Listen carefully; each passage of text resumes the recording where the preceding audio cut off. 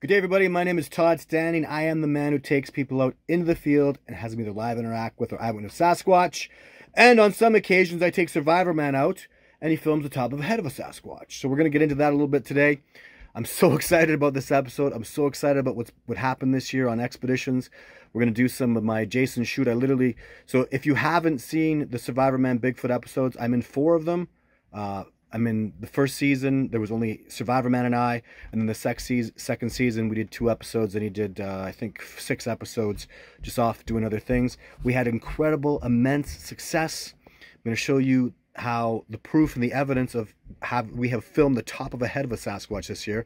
And then I went back out this year and had incredible, immense success right up on the top of the Radium Mountain, right where Survivorman had all his interactions, filmed his footage, and mind-blowing, incredible things are going on. And the top of Radium is still super hot, amazing, incredible success. You're going to see that. I'm so absolutely stoked about today's episode and all the amazing things that went on this year.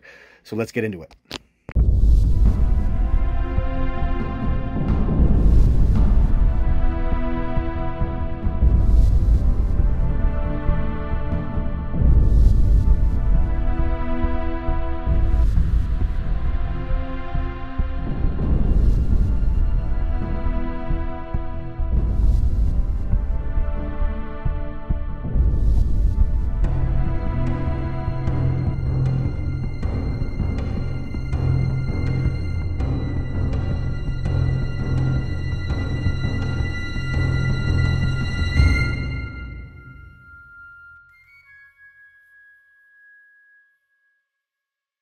I want to set this up. This is way back in 2014. This is season 2 of Survivorman Bigfoot. He's up on top of a mountain with me and we have this incredible, immense success. He gets this piece of footage. What's happening is we're putting apples up on this tree, which we just did this year. We did a repeat. I've done it many times before, many times since. So we had a full repeat of the tremendous success of clearly a Sasquatch taking apples. I'm going to show all the evidence of this incredible, immense success and how important this is as the discovery process moves forward. But we'll start here with me doing a review about a year or 2 maybe after. So lots of preposterous people have been saying ridiculous things about this footage, saying it's an apple falling out of the tree. That's ridiculous. An apple that's 8 inches across. An apple that falls out of the tree and goes up and comes back down. So the apple fell out of a tree and then came up and went back down. No, it's a Sasquatch running by. And when that apple fell out of the tree, in their perspective, which is absolutely preposterous, the tree shook. A tree that a 220-pound man couldn't shake. Something big hit the tree, took the apple. It was a Sasquatch. Have a nice day. Let's have a look at this little sequence, and I'll be right back. So here's Les and I putting apples up before I leave base camp for the day. Now this is me. I came back a couple years later, so this is just a shot to give the relative height. I'm about 6'5" with my boots on. And you'll see here, this is the 7-foot point, and here is the 8-foot point. So let's zoom in now on that 8-foot point. And you'll see here, when I superimpose into the Sasquatch head, it's approximately about 8 feet in the air is where the top of this head is. And when superimposed with another Sasquatch image you might recognize of mine, this is Jake. This is Sasquatch I filmed in 2010, and you can see his head matches up and aligns almost perfectly. This is not the same individual, but this is probably his brother or a relative or an animal from the same troop. Again, so this is, and I'm actually going to tell you his name. This is Jonas. So a Sasquatch I know quite well. This is my video 3 Sasquatch that I filmed. Top of the head matches up again perfectly. And here's Jonas again, the top of his head that Les Stroud filmed all by himself. And this is Jake, the enormous Sasquatch that actually comes by and likely is the one that went and sat on Les. At the time in 2010 when I filmed him, he was 8'6", absolutely enormous, and an amazing, amazing Sasquatch. That's it. That's Jonas. He's a Sasquatch that at the time when we filmed him, when Les Stroud filmed the top of the head of this particular Sasquatch, I called Jonas. He was approximately 13 years old. He weighed in excess of about 400 pounds.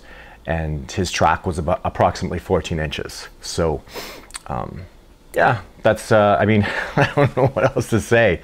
After Les Stroud found tracks, multiple tracks, tree breaks, structures, heard sounds that he can't explain, rock knocks he can't explain, yells and screams from creatures that he can't explain. he filmed the top of a head of something unexplainable. And I'm going to tell you, after 3 days, it's tremendous success. I am the man that takes people out into the wilderness and has them live interact with Sasquatch that I have become very familiar with. There are multiple troops I've been studying over the Pacific Northwest. My troop in radium, obviously the ones I have the best results with. I've been studying them since 2008, approximately late 2008. I started filming them in 2009 with a particular video that's I call video 4. 2010 I filmed the hell out of Jake, who I've had immense success with. And you have to understand, if I'm getting this success, I mean, this is Diane Fossey taking people out to see her gorillas. If a photographer went out to go and look for gorillas, he would never find them, never. So it takes 8 years for a primatologist to successfully start doing things and having, well, great success with a group of gorillas. It's been 8 years that I've been studying this troop of Sasquatch now, over 8 years. And the successes I'm having are absolutely amazing and fantastic. And I'm really excited about the future. The study of Sasquatch is happening. I mean, the stuff that I showed on Survivorman was such superficial stuff. We are light years beyond that, and just an incredible, amazing species. Every new thing I learn about them, even, it's not so much I'm learning from them, it's what they're teaching me. Every new thing they teach me just brings me a step closer to understanding how we haven't discovered them and why we are at a point of, people are going away from nature and learning less about tracking, less about the wilderness, less about how amazing animals are and the species and the wilderness and how brilliant it is. They're more into technology, they're more into video games and movies and computers, and that's moving away from nature, away from you know, the wilderness, and that's what Sasquatch are. They are the embodiment of that. A little bit of a throwback there. That is me, just with the beard, in case you were wondering. So now let's get into just months ago, in the fall expeditions, Todd Standing. This is actually probably part 3 or part 4 if you've been following along on the videos. So we've had tremendous success. I had a sighting that was absolutely amazing. Now we come back down the mountain. And actually, in the last episode, we did come back down the mountain, get a little crazy and stoked about it. This is the continuation of it. And of course, there'll be more next week. We're not even close. This is the beginning of October expeditions. And I had another expedition after. I had a few more days. So lots to come just about the fall expeditions alone. So very excited about this footage. Enjoy. Got a little story to tell you now. First one down this morning, sir. And what did you see? Well, coming down here, seeing the famous apple gifting tree here. Yes, this is the one on Survivorman. Absolutely. We put up 12 apples. That's a lot. Yeah, that's a lot. That's a lot of apples. Had them spread out high. Yeah. Very high. Yeah. Also on the tree and also on those 2 branches, those 2 logs on the side. Uh-huh. Came down this morning, completely cleaned out. Completely cleaned out. And we are going to next scour this area. My fine young viewers, young and old of all shapes and sizes, we're going to scour this area to look for a track because, man, these apples were all over this tree. This is the tree, that's the branch that shook when a Sasquatch came here. So in the episode of Survivorman, the Sasquatch, look, watch this, I kick the tree, I'm kicking it, look, that branch doesn't move for nothing. That tree is 24 inches across. If I hit it with a truck, it would move the way those branches move when a Sasquatch hit it. So, and you really need to understand the terrain too. These are cliffs right here. So cliff, and there's the tree. So what I believe happens, I believe the Sasquatch comes through here, and then he hits this tree and bounces off and goes that way. He's not going this way because that's cliff and death. I know a Sasquatch took those apples. My friend here, what percentage would you say you think Sasquatch took those apples? I'm gonna say probably 100%. Yeah. And you know, you had them up really high, man. Oh you yeah. You had some like way up there. Oh yeah. Right. Yeah. I did a little bit of climbing. You did. Yeah. So I put them up high. They're all gone, and I jammed them on there hard. Oh yeah. And there's no apple on the ground. There's no debris. No. There's no scratch marks from a bear. A bear would leave scratch marks, so that takes bear out of it. Yeah. So if you take now, there's no scratch marks on here. We'll go over this with a fine-tooth comb. No bear's ever taken apples off this tree when I put them up because I gotta climb a bit. There's not a single solitary scratch of any kind in any way, shape, or form. We'll go over it a little harder. There's just not. They would show up so well. I mean, I'll go here, watch. So if I just, look at that. So it's important you see this. So there's nothing there. I got the sun in my eyes. Now watch this. Can you see that? Look at that mark I just made. I can make a T. Look at that. I just made a T with my pathetic finger. A bear's claw? You think a bear touched that tree and there's not a scratch on it? And those apples were, you know, high up in the air. A bear had to put his claws on there. He had to do a little bit of climbing. And so now I'm telling you, you see that? Oh yeah. 0% chance it was a bear. Yeah. 0% chance it was a human. Yes. No other being could take 12 apples like that in a night. We have successfully had incredible, amazing Sasquatch activity up here. I've never, what is disappointing for sure, is this is the first time ever that they took apples and didn't come get crazy with me. They take apples, man, they do walkovers, they'll do run-bys, like they just get crazy. So it is pretty disappointing that absolutely no apples were taken. But, I mean, that they didn't interact this last time, but apples gone. I'm speechless. I came down here, honestly, I was gonna, you know, I was like, if I wanted to make a prediction, 0 chance the apples are taken because it doesn't fall into their behavior. But one thing I've learned about Sasquatch, man, is just when you think you got it figured out, it's like they just switch it just to say, no, you don't got nothing on us. You know, at base camp, we got an 8-year-old running around there. He's rock knocking right beside where we have the apples. He won't touch them. He's been doing that for a month. He just won't touch the apples, and they were taking them before. So, you know, even letting us know, hey, he rock knocks right where the apples are to say, hey, I was here.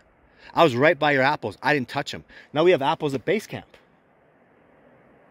What if those are gone too, right? Yeah, we'll check. Whoo, that'd be amazing. So what would have really made this totally unreal, knock it out of the park, was I was envisioning and I was asking them to leave too.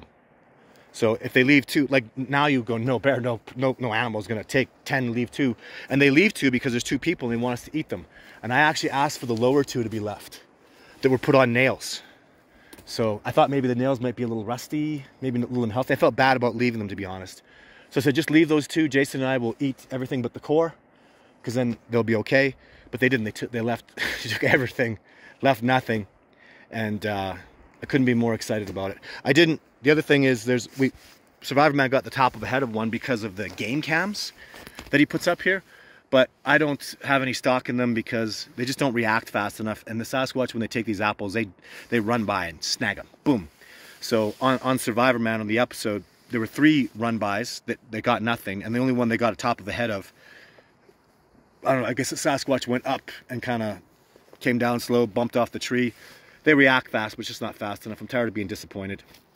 So, but if you can't tell, man, I am freaking stoked. Like, what an awesome run up here. Like, so thrilled. Top of Radium is still doing it.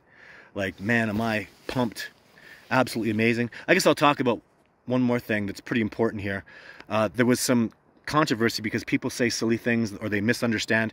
So when Survivorman was here and he saw something that I agree is extremely significant, so they're right here. These two logs are pretty big.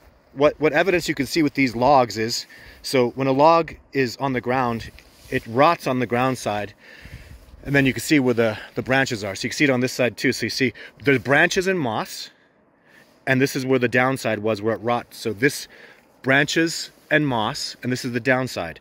So these 2 enormous logs, former trees, were on the ground, and now look at them.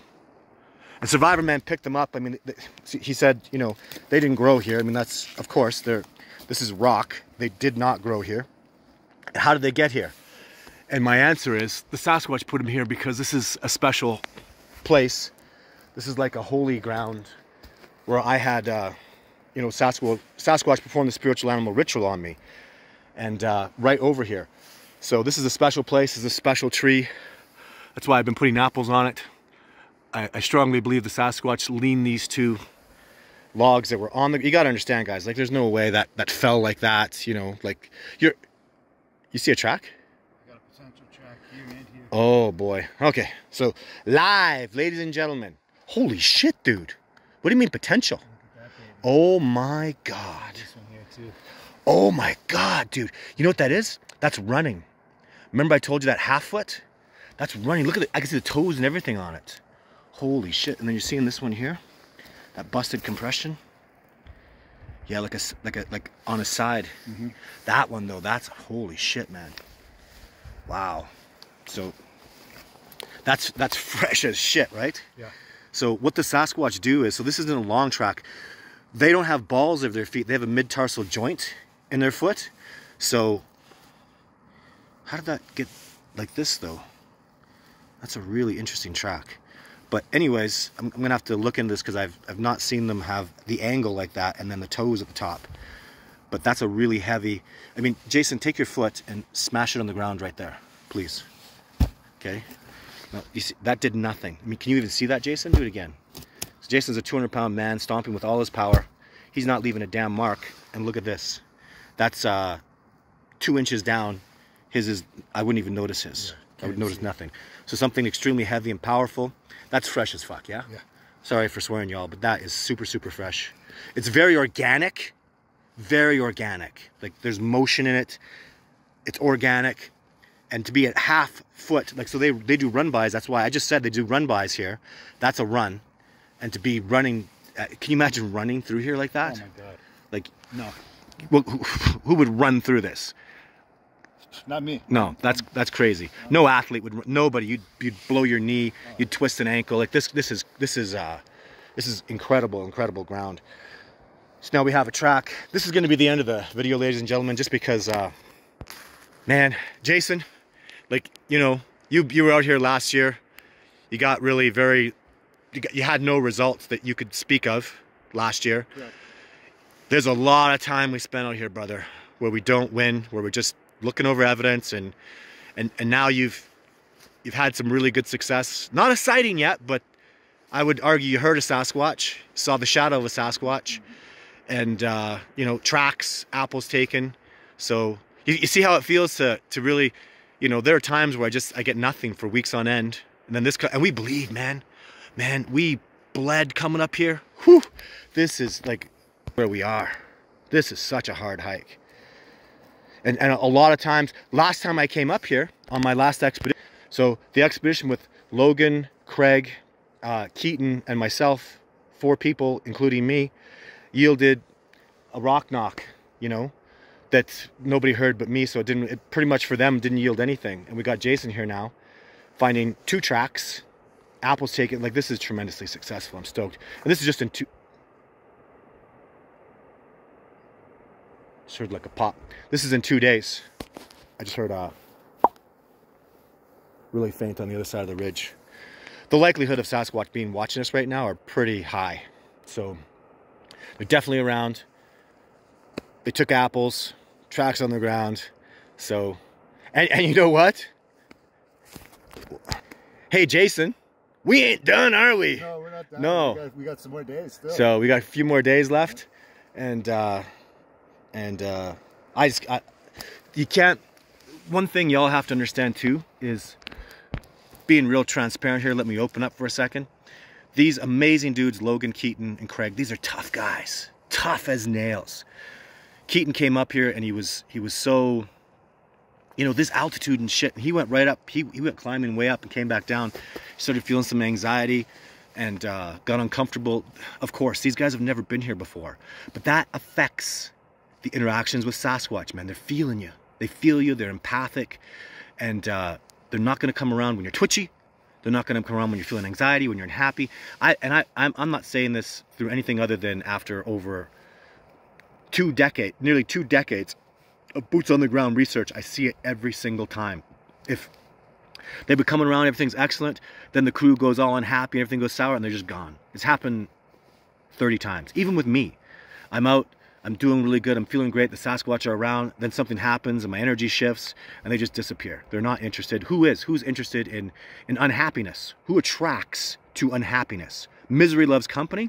I'll tell you, these Sasquatch, one of the reasons it's so amazing with this discovery is they love being a Sasquatch. They love it out here. They love running, they love playing, they love grabbing these apples, leaving their tracks, interacting. They they just love the wilderness. They're so connected to nature. It's such a beautiful thing. Like even with Jay, one of the reasons, clearly, you're a happy Zen guy. You have a good life, you know?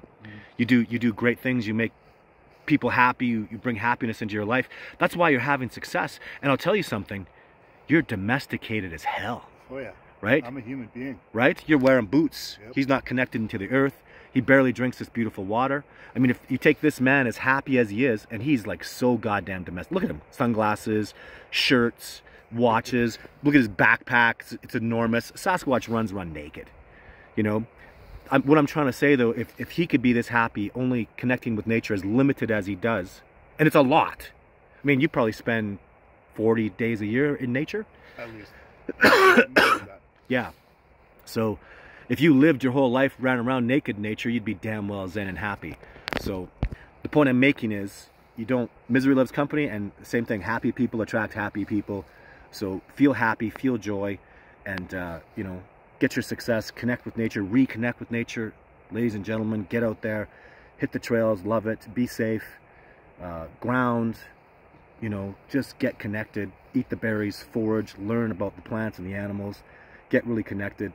This is not a discovery about some new primate. This is about a whole awakening. This is about a species that is empathic at a level that we may have never seen before. There are many people out there that are empathic. The Sasquatch are born that way. And what I've learned is a species that's empathic and read each other and read us is honest. And it's a new era of truth and integrity. And the Sasquatch want us to come up to their frequency of openness and honesty and integrity by opening our minds to them. And then from there, all of humanity has an awakening of, can you imagine, no need for police, no need for judges, no need for courts. It's all, we just know what's going on. No more lies, no more BS politicians, no more taking advantage of us. Everything is transparent and real. We can literally look into a person's heart and feel what their intentions are and see it. All the deceit's gone. That's the awakening. That's the importance of this discovery, and it's here and it's now. Get excited. There's a new age to reign in, and the Sasquatch are the keystone to that new age. Sorry if that's offending you, but I'm just going to be transparent and shout it out. We have to get to that era of connecting, of honesty, of integrity, of openness, of truth, and then we can meet the Sasquatch. They've always been here. It's up to us to come up to their frequency. They're not coming down to ours. Why would they? You don't go down to the sewer when you're up living in bliss. So it's up to us to rise up, and that's what this discovery is about. That's why I'm so excited about it. I wake up early every morning, I stay up late every night, busting my ass, passionate about this amazing discovery because I love humanity, I love our species. We can do this together. We're all from the same source. Let's cooperate, get along, and if you're doing this research, my hat's off to you. Have tremendous, amazing success, because in case you don't know, I like the UFC. I consider myself the heavyweight champion of Sasquatch. Know why? Because if someone else discovers Sasquatch, I win. And if I discover Sasquatch, I win. So as long as the discovery happens, I win. I am the heavyweight champ, because it's all good for me, right? I'm not competing with nobody. And when you have that kind of attitude, it's win or win. Guess what you're going to do? You're going to win. And I like those odds. So thanks for tuning in. Take care. There'll be much more coming. Man, I got more expeditions this year. Amazing new people coming out. And just hang on, because my dream of all dreams with Sasquatch is coming up this year. The dream, if you've been following me for years, my #1 dream to work with Sasquatch. The technology and the equipment that I want is all here. I just got to go pick it up. And then the discovery goes to another level. Everything changes. So stay tuned. It's coming up.